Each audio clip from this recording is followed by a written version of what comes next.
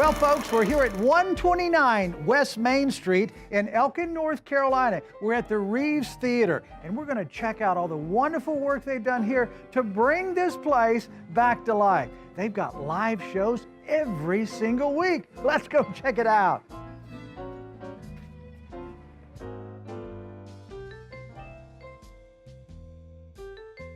Well, Eric, it's so good to be in Elkin. Great to be here at the Reeves Theater. Yes. Great to have you here. Well, thank you. Let's talk about the Reeves Theater, because when I saw the Reeves Theater before visiting for this restoration, Right? there was a hole in the ceiling, Yes. and that was a long time ago. Yes, that was probably, I don't know what year that was, but there was at 94 is when it officially closed with a hole in the roof. Right. And various groups did efforts to secure the roof. A nonprofit that bought it spent quite a bit of effort gutting it, asbestos abatement. Right. There was rubble from the roof and the ceilings that fell in. Sure. Well, let's go back to the early days. Tell me about the history of the Reeves Theater.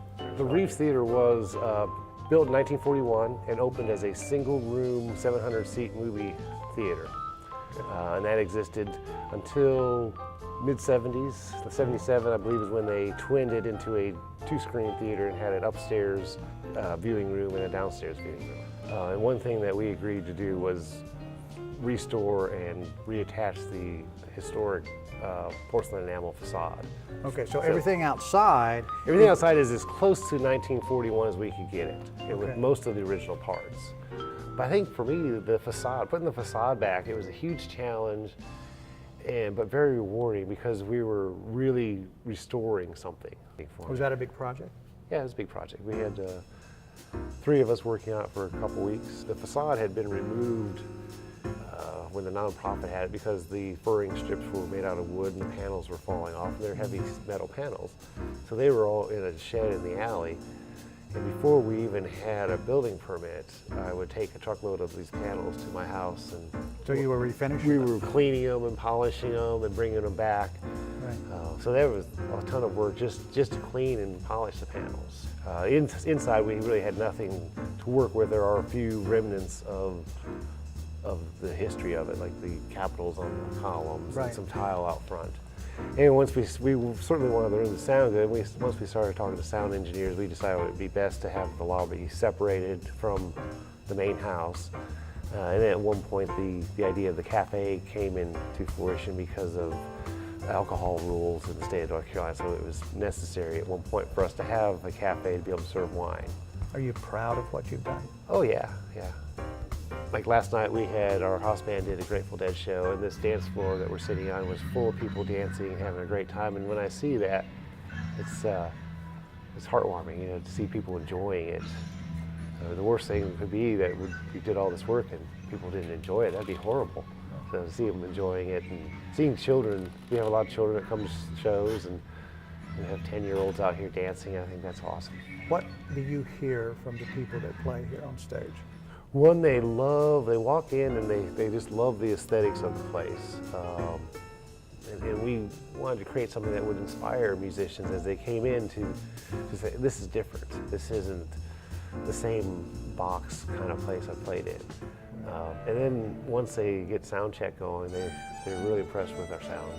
Wow. And that's everything to a musician. If they come into a venue and the sound isn't good and the sound system's not good, the audience doesn't know that it's not the musician. They think it's the musician. Sure. So the better they sound, the better. So you put a lot of effort into making sure that the stage is set for the people that play on stage. Oh, absolutely, yes. So when you're handling the music, you know the importance of that. Oh, yeah. I mean, the stage is being set now for the show this evening, and the Martha Bassett show. Tell me about that, and from the standpoint of what is the show, but as I understand, it's a seasonal package that they bring to the Reeves. Martha has her own band, and they will play a few songs, and they have young talent that they feature, and then they'll also bring in a touring act, and they make a kind of a variety show out of it. You know, I listen to this, and so that's not just booking one performer. you've got an entire show that you can count on. Yes, they work very hard to put together a show, because it's not just booking a one talent on stage. It's coordinating all the musicians for the Martha Bassett Band and, like I said, the young talent that she brings in from the area. So annually, how many shows will you have here? 100 plus. Wow. So about 2 shows a week? 2 shows a week. We have Friday, Saturday shows, and then every Tuesday night we have an open mic night. And musicians come in of all ages, and we put them up on stage with the stage lights set up and our sound system, and wow. It's a great time. You have a lot of variety from a performance standpoint here, right? Sure, absolutely. Everything from rock and roll to bluegrass to opera.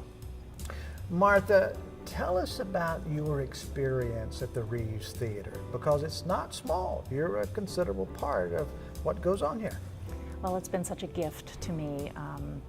I've been making music in North Carolina for over 20 years now. This is the first time I've had a real home, a regular gig that I did every month, and it's just an honor to be here. It's so, the theater itself is so beautiful, and the staff and owners, whom you know, have just treated us like family, so it's great to be here. So over the years, you've been on many stages. You've been Yes. in many venues to Yes. perform. So what is it that makes the Reeves particularly special for you? Well, starting with the sound, they've done just such a wonderful job making an acoustically superb room, and that makes all the difference to all musicians. But it's also the people who own and run the Reeves. They are just so easy and delightful to work with, and have welcomed us. So you get a phone call from a friend you haven't talked to in a long time. So nowadays, more often than not, what's your response? I'm at the Reeves. Why don't you come on down?